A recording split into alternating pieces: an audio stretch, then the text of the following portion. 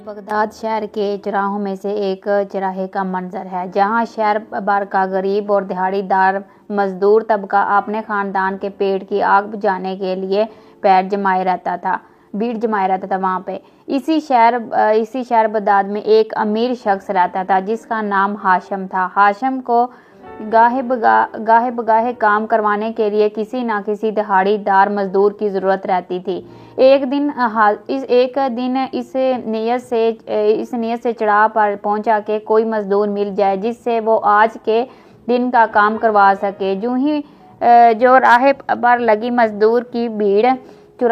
मजदूर की भीड़ एक सीमा से दूसरी सीमा जाती थी, जैसे समुद्र की लहरें हों जो बार बार साल से टकराती हैं फिर वापस चली जाती हैं। जैसे ही कोई दौलतमंद किसी मजदूर की तलाश में आता, चौराहे से एक से एक बढ़कर एक ऊंची आवाज़ आती कि जनाब मैं हाजिर हूँ। हाशिम को चौराहे पर मजदूरों की इस हालत पर बड़ा तरस आया, मगर साथ ही उसे तअज्जुब भी हुआ क्यों ना कि मजदूरों की इस भीड़ में एक ऐसा मजदूर भी था जो बिल्कुल चुपचाप एक जगह बैठा हुआ था। चेहरे से मालूम होता था कि ये बिल्कुल पुरयकीन है कि इसका खरीदार खुद इसके पास चल कर आएगा। हाशिम सीधा इस नौजवान के पास गया और कहने लगा कि क्या तुम्हें काम की ज़रूरत है? तो नौजवान मैं आप का काम ज़रूर करूँगा। अगर मैं इस चौराहे पर बैठा हूँ तो काम के लिए ही बैठा हूँ, मगर मैं दिहाड़ी के 50 दिरहम लूँगा। क्या आपको मंजूर है? हाशिम हैरान होकर बोला, 50 दिरहम? ये तो बहुत ज़्यादा है। बाकी मजदूर तो सिर्फ 5 दिरहम ही लेते हैं। आखिर तुम ऐसा क्या करते हो जो कि जिसके तुम्हें 50 दिरहम दूँ मैं? नौजवान बोला, अगर आपको मंजूर नहीं तो 5 दिरहम वाले मजदूर की बरमाल लगी हुई है, आप इन्हीं में से किसी एक को ले जाएं। हाशिम को बड़ा तजस्सुस हुआ, फिर कुछ सोचकर बोला, अच्छा ठीक है, मुझे मंजूर है। नौजवान बोला, ज़रा रुकिए, मेरी कुछ शराइत भी हैं। इनकी मंजूरी के बगैर मैं कभी मजदूरी पर नहीं जाता। हाशिम हैरत से बोला, क्या कहा? ए नौजवान, शर्तें तो मालिकों की होती हैं और इस हिसाब से शर्तें लगाने का असल हकदार मैं। नौजवान बोला, अगर आप मेरी शराइत मंजूर नहीं करते तो मैं आपके साथ हरगिज़ नहीं जाऊंगा। कासिम बोला, अच्छा ठीक है, ज़रा बताओ कि तुम्हारी शर्तें क्या हैं? नौजवान बोला, मेरी पहली शर्त यह है कि मेरे बारे में आप मुझसे कोई सवाल नहीं करेंगे। मेरी दूसरी शर्त यह है कि जैसे ही अजान हुई तो इस वक्त से लेकर नमाज पढ़ने तक आपका मजदूर नहीं रहूँगा। इस दौरान मैं आपकी कोई बात नहीं मानूंगा, और ना ही आप मुझ पर कोई हुक्म चलाने के मजाज होंगे। मेरी तीसरी शर्त यह है कि अगर आपने मुझसे कोई सवाल किया तो मेरी मर्जी होगी कि मैं आपके इस सवाल का जवाब दूं या ना दूं। हाशिम ये सुनकर मुस्कुराकर बोला, बड़े ही अनोखे दिहाड़ीदार हो। वैसे चलो, तुम ये भी मंजूर है। अब आप सामान लो और काम पर चलो। चनाचा हाशिम और वो नौजवान चलते चलते हाशिम के घर पहुंच गए। नौजवान ने काम करना शुरू किया तो हाशिम देखकर हैरान रह गया कि जो काम एक मजदूर पूरे दिन में करता है, इस नौजवान ने तो वो काम सिर्फ 2 घंटे में ही कर दिया। हाशिम ने उसे मजीद काम पर लगाया और खुद कहीं बाहर चला गया। मजदूर गली में मट्टी खोद रहा था कि अचानक अजान की आवाज़ आना शुरू हो गई। मजदूर ने खदारी वही रखी, फेंकी और वहां से जाने के लिए कदम बढ़ाने लगा। जब हाशिम के बेटे ने देखा कि मजदूर मट्टी के ढेले गली में ही छोड़कर जा रहा है तो इसने कहा, ओए ज़रा इस मट्टी को तो बराबर करते जाओ। तो जो नौजवान बोला, खामोश, इस वक्त मैं तुम्हारे बाप की भी नहीं सुनूंगा। जब अजान हो जाती है तो मैं दुनिया का हर काम भूल जाता हूँ और सिर्फ इसी की सुनता हूँ जो सब कुछ सुनने और सुनाने वाला है। अगर तुम चाहो तो मट्टी को खुद ही बराबर कर सकते हो।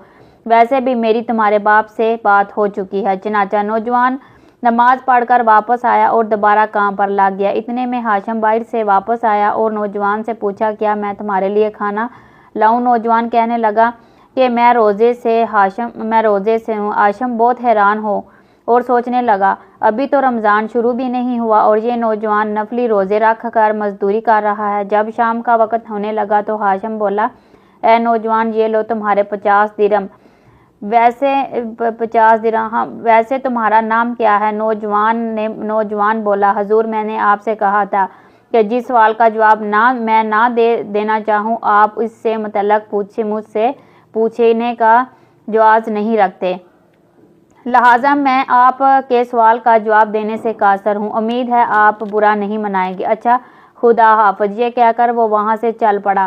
ہاشم حیرت سے اسے دیکھتا رہا مگر دل میں تجسس لیے جیسے تیسے اس نے رات گزاری اور اگلے روز دوبارہ چوراہے پر پہنچ گیا۔ ایک بار پھر مزدوروں کا جتھا اپنی دن بھر کے مالک اللہ نے میرے بیٹے کے لیے ہفتے بھر کی دعا کا بندوبست کر رکھا ہے، تم بس مجھے وہاں پہنچا دو، خدا تمہیں اس نیکی کا اجر دے گا۔ بیٹا ہاشم جو پہلے ہی حیران اور پریشان تھا اس بوڑھے کی بات سن کر حیرت کی گہرائیوں میں چلا گیا۔ اس نے ضعیف شخص کو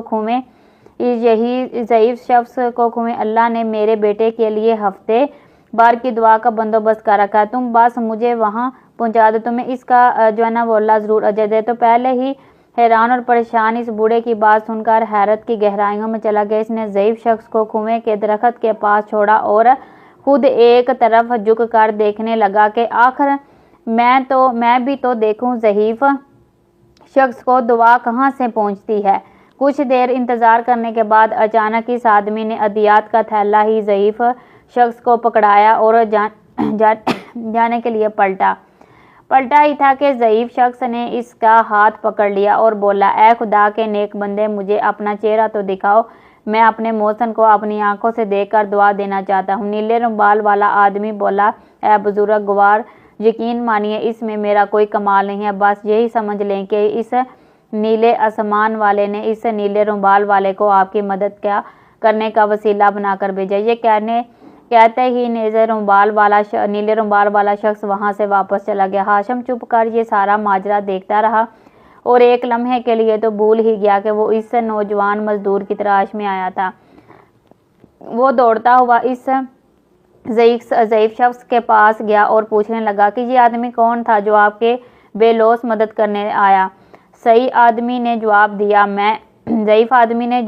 میں اس آدمی کو نہیں جانتا، میں تو بس اتنا جانتا ہوں کہ جب بھی میرے بیٹے کی دعا ختم ہوتی ہے تو میں یہاں آ جاتا ہوں اور یہ نیلے رومال والا آدمی مجھے ہر دفعہ دعا دے جاتا ہے۔ ہاشم نے ضعیف آدمی کو اس کے گھر چھوڑا اور واپس اپنے گھر آ گیا۔ اگلے روز شہر کے چوراہے پر دوبارہ گیا اور اس نے دیکھا کہ واقعی وہ نوجوان مزدور وہاں موجود نہیں تھا، مگر آج ہاشم اس دہاڑی دار کے ساتھ ساتھ اس نیلے رومال والے آدمی کو بھی ڈھونڈ رہا تھا، مگر بے سود دونوں میں سے کوئی بھی نہ ملا۔ وہ تجسس کے عالم میں بغداد کی گلی محلوں میں انہیں ڈھونڈنے لگا۔ اچانک اس نے محسوس کیا کہ ساتھ والے گھر سے کچھ بچوں کے چیخنے اور چلانے کی آوازیں آ رہی تھی اور ماں ان بچوں کو دلاسا دینے کی کوشش کر رہی ہے کہ وہ اپنے بچوں سے بار بار یہی کہہ رہی تھی کہ فکر نہ کرو وہ ابھی آتا ہی ہوگا۔ جو ہاشم ابھی یہ سارا ماجرا دیکھ ہی رہا تھا کہ ایک گھڑ سوار ہفتے بھر کے راشن کے ساتھ اس گھر میں داخل ہوا اور یہ وہی نیلا رومال والا آدمی تھا۔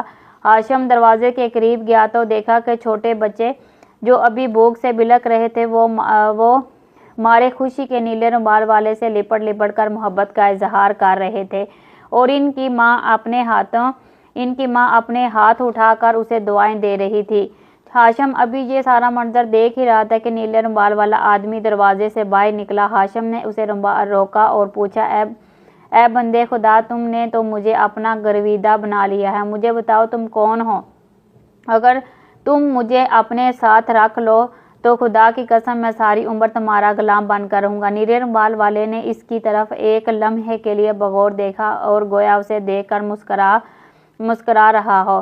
دوسرے ہی لمحے وہ گھوڑے پر سوار ہوا اور بنا کچھ کہے وہاں سے ہوا کی طرح چلا گیا۔ جب نیلے رومال والا وہاں سے چلا گیا تو ہاشم اس عورت کے گھر میں داخل ہوا۔ خستہ حال مکان اپنی آپ بیتی اپنی حالت سے بیان کر رہا تھا کہ یہ ایک بیوہ عورت کا مکان ہے۔ ہاشم نے عورت سے پوچھا کیا آپ کو معلوم ہے کہ یہ نیلے رومال والا شخص کون ہے؟ عورت نے جواب دیا میں اسے نہیں جانتی، تو بس اتنا ہی جانتی ہوں کہ یہ کوئی فرشتہ صرف انسان ہے جو مجھے ہر ہفتے کھانے پینے کا سامان مہیا کرتا ہے۔ آج وہ معمول سے تھوڑی دیر سے آیا اور آج پہلی بار ایسا ہوا کہ میرے بچوں کے رونے کی آواز گلی تک پہنچ گئی، اور میں اس سے پہلے ایسا کبھی نہیں ہوا کہ وہ ایک لمحے کے لیے بھی دیر سے آیا۔ اتنا سننے کے بعد ہاشم وہاں سے پلٹا اور سوچوں کے ایک جہان میں کھویا ہوا کر آ گیا۔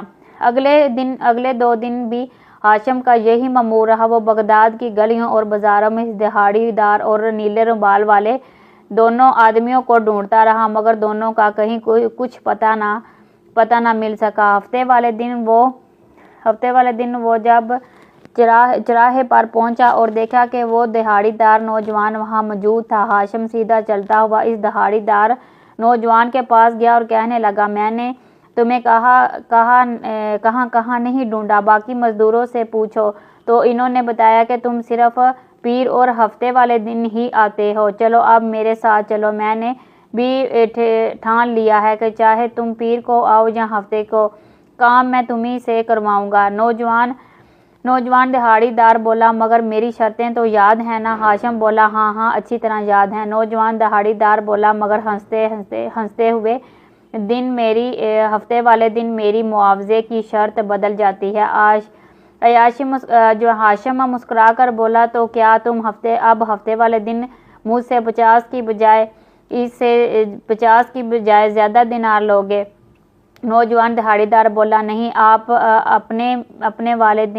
ہفتے والے دن میں صرف 3 دینار لیتا ہوں۔ ہاشم کہنے لگا بھائی تمہاری شرطیں تو مجھے ہر بار حیران کر دیتی ہیں، کیا تم مجھے بتا سکتے ہو کہ تم پیر والے دن 50 لیتے ہو مگر ہفتے والے دن صرف 3؟ آخر ایسا کیوں ہے؟ نوجوان دہاڑی دار بولا حضور میں نے آپ سے کہا تھا کہ جس سوال کا جواب میں نہ دینا چاہوں گا۔ چنانچہ ہاشم نے اس دہاڑی دار مزدور کو اپنے ساتھ لیا اور گھر جا کر کام پر لگا دیا۔ اگلے کئی مہینوں تک یہی سلسلہ چلتا رہا۔ ہاشم وہ کون ہے تو اور کہاں سے آتا ہے؟ مگر ہر بار آدمی اسے کچھ لمحے کے لیے دیکھنے کے بعد وہاں سے چلا جاتا۔ ایک روز ہاشم چوراہے پر اس دہاڑی دار مزدور کو لینے گیا تو اسے وہاں نہ پایا۔ اس نے دوسرے مزدوروں سے پوچھا تو انہوں نے بتایا کہ حضور آج وہ نہیں آیا۔ ہاشم نے پوچھا کہ کیوں نہیں آیا؟ مزدوروں نے جواب دیا حضور آج اس کی طبیعت ناساز ہے، مگر اس نے آپ کے لیے ایک پیغام بھیجا ہے کہ فلاں گلی کے نکڑ پر اس ناچیز کا مکان ہے۔ حضور اس نے کہا تھا کہ وہ وہاں آپ کا انتظار کرے گا۔ ہاشم نے جب یہ سنا تو دوڑتا ہوا اس مکان کی طرف گیا اور وہاں پہنچ کر اس نے دستک دی تو اندر سے آواز آئی حضور اندر آ جائیں، دروازہ کھلا ہے۔ ہاشم جب اندر گیا تو دیکھا کہ دہاڑی دار کی حالت بہت ناساز تھی اور جسم کانپ رہا تھا۔ دہاڑی دار نوجوان نے کہا حضور موت پر حق ہے، کوئی نہیں جانتا کہ موت کب آ جائے، مجھے لگتا ہے کہ میرا وقت ان پہنچا ہے۔ اگر آج رات میرا انتقال ہو گیا تو حضور سے درخواست ہے کہ میرے مرنے کے بعد میرے کچھ کام کر دیجیے گا، اللہ اس کا آپ کو اجر دے گا۔ میں آپ کے ہر اس سوال کا جواب دینا چاہتا ہوں جس کا آپ مجھ سے اصرار کرتے تھے۔ اتنا کہنے کے بعد اس نے پاس پڑے ہوئے ایک چھوٹے سے صندوق کو کھولا اور اس میں سے ایک پیتل کی ہنڈیا نکالی۔ اس کا منہ ڈھکن سے اس طرح بند ہوا تھا۔ نوجوان نے پیتل کی ہنڈیا ہاشم کو دیتے ہوئے کہا حضور بغداد کے چوراہے کے قریب ایک درخت ہے، یہ ہنڈیا لے کر آپ اس درخت کے نیچے کھڑے ہو جانا اور تب تک وہاں کھڑے رہنا جب تک ایک سفید داڑھی والے بزرگ وہاں نہ آ جائیں اور وہ آپ سے اس ہنڈیا کا تقاضا کریں گے، آپ یہ ہنڈیا ان کے حوالے کر دینا۔ پھر اس نے ایک انگوٹھی ہاشم کو دیتے ہوئے کہا حضور یہ انگوٹھی خلیفہ کی امانت ہے، یہ آپ اسے پہنچا دیجیے گا۔ مجھے معلوم ہے کہ وہ آپ سے بات کرنے پر آسانی سے آمادہ نہ ہوں گے، کیوں نہ کہ آخر وہ بادشاہ ہیں۔ حضور میری تیسری درخواست یہ ہے کہ میرے اس دنیا سے چلے جانے کے بعد میرے مردہ جسم کو چارپائی سمیت باہر گلی میں رکھ دینا، میرے کفن دفن کا انتظام ہو جائے گا۔ نوجوان سے انگوٹھی اور پیتل کی ہنڈیاں لیتے ہوئے ہاشم نے کہا، میں تمہارے کام بخوبی انجام دوں گا، مگر میرے سوالوں کے تو تم نے جواب دیے ہی نہیں۔ تم کون ہو؟ تمہارا نام کیا ہے؟ ہفتے والے دن تم صرف 3 درہم لے کر تم پورا کام کرتے ہو، مگر پیر والے دن تم 50 درہم لیتے ہو۔ نوجوان بولا، اگر آپ نے میرے یہ سارے کام کر دیے تو آپ کو آپ کے ہر سوال کا جواب ضرور مل جائے گا۔ اب میں آپ سے درخواست کرتا ہوں کہ مجھے اکیلا چھوڑ دیں، میں اپنے رب کے ساتھ تنہائی چاہتا ہوں۔ آج رات میں نے بڑی لمبی معافی مانگنی ہے۔ ہاشم بولا، آخر میں تمہیں اس حال میں کیسے چھوڑ کر جاؤں؟ مگر نوجوان کے اصرار کرنے کی وجہ سے ہاشم نہ چاہتے ہوئے بھی وہاں سے آ گیا۔ ایک رات جو ہے نا وہ پوری طرح بے چین رہا، پوری رات کروٹیں بدلتے بدلتے گزار دی۔ اللہ اللہ کر کے سورج نے جب شفق کی سرخی بکھیری تو اس نے فوراً نوجوان دہاڑی دار کے گھر کی طرف دوڑ لگا دی۔ جب وہ وہاں پہنچا تو دیکھا کہ دروازہ تو پہلے سے ہی کھلا ہے۔ ہاشم گھر کے اندر داخل ہوا تو خوشگوار ہوا کے جھونکے اس کا استقبال کر رہے تھے۔ جب کمرے میں جا کر دیکھا تو پتہ چلا کہ نوجوان کی تو روح پرواز کر چکی ہے۔ ہاشم کی آنکھیں اس منظر کو دیکھ کر آنسوؤں سے تربتر ہو گئی۔ اس نے وصیت کے مطابق نوجوان کے جنازے کو باہر گلی میں رکھ دیا اور تیزی کے ساتھ دوڑتا ہوا چوراہے کی طرف بھاگا اور ہنڈیا لے کر اس درخت کے پاس کھڑا ہو گیا جس درخت کا اس نوجوان نے ذکر کیا تھا۔ کچھ ہی دیر بعد لوگوں کا دانتا بننے لگا۔ وہ سب کے سب لوگ غریب اور بدحال تھے۔ ہاشم ان سب کو دیکھ کر حیران رہ گیا کہ آخر لوگ یہاں کیوں جمع ہونا شروع ہو گئے۔ وہ سب کے سب افسردہ چہروں کے ساتھ اس پیتل کی ہنڈیا کو دیکھ رہے تھے۔ کچھ ہی دیر بعد ایک سفید داڑھی والے بزرگ وہاں آئے اور ہاشم سے ہنڈیا لینے کے لیے ہاتھ آگے بڑھایا۔ ہاشم نے ہنڈیا ان بزرگ کے حوالے کر دی۔ بزرگ نے پرنم آنکھوں سے ہنڈیا کو کھولا اور اس میں سے ہاتھ ڈال کر باہر نکالا تو ہاتھ میں ایک نیلا رومال موجود تھا اور اس میں سے 2 درہم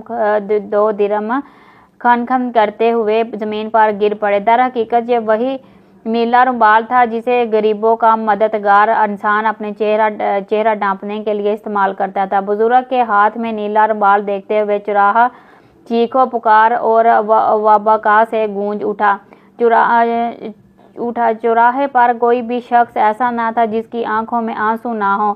ہاشم نے جب یہ سارا منظر دیکھا تو اپنے بہتے ہوئے آنسو کو روک نہ سکا۔ اس پر یہ راز کھل چکا تھا کہ وہی نوجوان دہاڑی دار دراصل نیلے رومال والا آدمی تھا۔ سفید داڑھی والے بزرگ نے ہاشم کی طرف دیکھتے ہوئے کہا، تم صحیح سمجھے، یہ وہی اللہ والا نوجوان ہے جو ہفتے میں 2 دفعہ مزدوری کرتا تھا، پیر کو 50 درہم لے کر غریبوں کی مدد کرنا اور ہفتے کو جو 3 درہم لیتا تھا وہ خود کے لیے ہوتے تھے۔ جن لوگوں کی وہ مدد کیا کرتا تھا تم سب ان سے بتا رکھا تھا کہ اگر کسی دن میں تمہاری مدد کے لیے نہ آؤں تو تم سب لوگ اس چوراہے پر اس درخت کے قریب اکٹھے ہو جانا۔ اگر تم لوگوں کو یہ ہنڈیا اور رومال مل گیا تو سمجھ جانا کہ میں اس دنیا سے چلا گیا ہوں۔ ہاشم نے اس بزرگ سے پوچھا، مگر یہ نوجوان آخر تھا کون؟ تو اس کا کوئی والی وارث بھی تھا کہ نہیں؟ بزرگ نے جواب دیا، اس بات کا تو مجھے علم نہیں، مگر میں اتنا ضرور جانتا ہوں کہ آج بغداد میں بہت سارے گھروں کے چولہے نہیں جلیں گے، بہت سے بیماروں کو دوائیاں دینے والا مسیحا نہیں ملے گا، کتنی بیواؤں کے بچے بھوکے بل بلائیں کہ میں نہیں جانتا کہ اس کے بعد سارے کا سارا مجمع زور و قطار ہوتے ہوئے اس نوجوان کے گھر پہنچا جہاں گلی میں اس نوجوان کا جنازہ انتظار کر رہا تھا۔ سب نے مل کر نوجوان کے کفن دفن میں شرکت کی۔ ہاشم جب نوجوان کے آخری فرائض سے فارغ ہوا تو اسے یاد آیا کہ خلیفہ کو اس کی امانت پہنچانی ہے، چنانچہ وہ تیز قدموں سے دوڑتا ہوا محل کی طرف چل پڑا۔ جب وہ محل پہنچا تو دیکھا کہ خلیفہ اپنے وزیروں کے ساتھ باغ میں ٹہل رہا تھا۔ ہاشم نے خلیفہ سے بات کرنے کی کوشش کی تو خلیفہ بولا، ابھی میرے پاس وقت نہیں ہے، تم بعد میں آ جانا۔ ہاشم بولا، جناب میرے پاس ایک انگوٹھی ہے جو آپ کی طرف بیچی گئی ہے۔ یہ سنتے ہی خلیفہ ہاشم کو دوسری طرف لے گیا اور بولا دکھاؤ ذرا کون سی انگوٹھی ہے۔ ہاشم نے انگوٹھی دکھائی تو خلیفہ نے انگوٹھی کو پکڑ کر اپنے سینے سے لگا لیا اور انگوٹھی چومتے ہوئے پوچھا تمہیں یہ انگوٹھی کہاں سے ملی ہے؟ تمہیں خدا کا واسطہ مجھے اس انگوٹھی والے کے پاس لے چلو۔ ہاشم بولا انگوٹھی والے کا تو انتقال ہو گیا ہے، آج ہی بغداد بار کے حجم و غفیر نے اسے دفنایا ہے۔ یہ سنتے ہی خلیفہ دہاڑے مار مار کر رونے لگا اور ہاشم سے کہا مجھے اس کی قبر پر لے چلو۔ خلیفہ ننگے پاؤں بغداد کی گلیوں میں دوڑتا ہوا نوجوان کی قبر سے جا کر لپٹ گیا اور روتے ہوئے کہنے لگا میں نے تمہیں کہاں کہاں نہیں ڈھونڈا مگر تم نہیں ملے، اور اب تم مل گئے تو کس حال میں ملے؟ ہاشم نے پوچھا حضور آپ اس نوجوان کی موت پر اتنے غم زدہ کیوں ہیں؟ خلیفہ بولا یہ جو قبر تم دیکھ رہے ہو یہ میرے بیٹے کی قبر ہے۔ دراصل یہ بچپن سے ہی ایک بزرگ کے پاس جایا کرتا تھا اور پورا دن اللہ تعالیٰ کی عبادت میں گزار دیتا تھا۔ اس نے مجھے کتنی بار سمجھایا کہ میں دنیا کے مال و اسباب کے پیچھے نہ بھاگوں۔ کئی بار اس نے مجھے تلقین کی کہ اگر میں یوں ہی دنیا کا مال و اسباب جمع کرتا رہا تو وہ مجھے چھوڑ کر چلا جائے گا۔ یہ کہتا تھا ابا حضور اتنے گناہ مت کمائیں جس کا بعد میں حساب نہ دیا جا سکے، مگر اس نے اس کی ایک نہ سنی۔ لوگ اپنی اولاد کو سمجھاتے ہیں مگر یہاں اولاد اپنے والدین کو سمجھا رہی تھی، مگر افسوس ہے مجھ پہ میں نے اس کی ایک نہ سنی۔ پھر مجھے بھی اس کی سزا ملی اور اس نے مجھ سے منہ پھیر لیا اور مجھے ہمیشہ کے لیے چھوڑ کر چلا گیا اور غربا کی طرح زندگی گزارنے لگا۔ اس کے بعد خلیفہ کافی عرصے تک اس نیک بزرگ کو ڈھونڈتا رہا اور آخرکار اسی چوراہے پر اس درخت کے پاس کل بزرگ کو کھڑے پایا۔ خلیفہ نے بزرگ کے قدموں میں گڑ گڑا کر سچے دل سے توبہ کی اور اس نے ان بزرگ سے کہا کہ لائیں وہ نیلا رومال مجھے دیجیے۔ آج کے بعد میرا بیٹا جو کام چھوڑ گیا تھا میں خود اسے جاری رکھوں گا اور میں وعدہ کرتا ہوں کہ یہ نیلا رومال میں خود اپنے چہرے پر لپیٹوں گا اور ایک غریب کے گھر جا کر اس کی مدد کروں گا۔ دوستو یہ کہانی آپ کو کیسی لگی آپ کمنٹ سیکشن میں اپنی رائے کا اظہار ضرور کیجیے گا۔ تو آپ ہمارے چینل کو بھی سبسکرائب کیجیے گا۔ تو آپ رکھیے اپنا بہت سارا خیال، اللہ آپ کا حامی ناصر ہو کے جی، اللہ حافظ، ملتے ہیں نیکسٹ ویڈیو میں۔